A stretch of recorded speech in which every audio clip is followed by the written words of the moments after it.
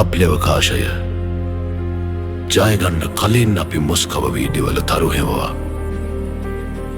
කිසිවෙකුට අයිති නැති අහිංසක තරු.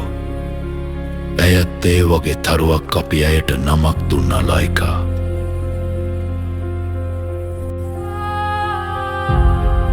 අපි ඇගේ විශ්වාසය මිලදී ගත්තා. තරු ලෝකෙට ටිකට් 5ක් වෙනුවෙන්. අපේ ලෝකය ඇයට නුහුරු තැනක් වුණා. යකඩ සුවද යන්ත්‍රවල ගිගුරුම. හැමෝම බැලුවේ අංකයක් දිහා බලනවා වගේ. එයත් මම රහසින් ඇගේ ඔළුව අත ගෑවා. අපි ඇගේ ආත්මය කඩලා බැලුවා. අභ්‍යවකාශයේදී නොකැඩී තියේවිද කියලා. ඒ හැම වදයකටම ඇය රොත්තු දුන්නා. මම ඇව ගෙදර අරන් ගියා. ඒ මොහොතේ ඇය පවුලේ සුරතලෙක්. මම ඇයට බොරු කිව්වා.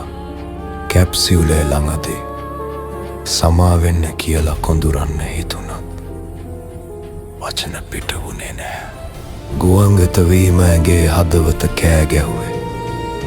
අපිට විතරක් ඇහුනේ නැති භාෂාවකින්.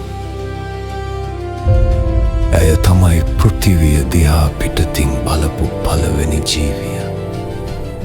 විශ්වයේ හිටපු තනිම ආත්මය. අපි ලෝකෙට කිව්වේ සතියක් ජීවත් වුණා කියලා ඒක බොරුව. ඒ යන්ත්‍රය අපේම නිර්මාණය. ඒක උදුනක් වුණා. ඒක සාමකාමී නින්දක් නෙවෙයි. ඔවුන් ඇයට ස්මාරක හැදුවා. මම දකින්නේ සොහොන් ගලක් විතරයි. ඒත් සමහර වෙලාවට මම දන්නවා එයා දැන් එයාගේ ගෙදර.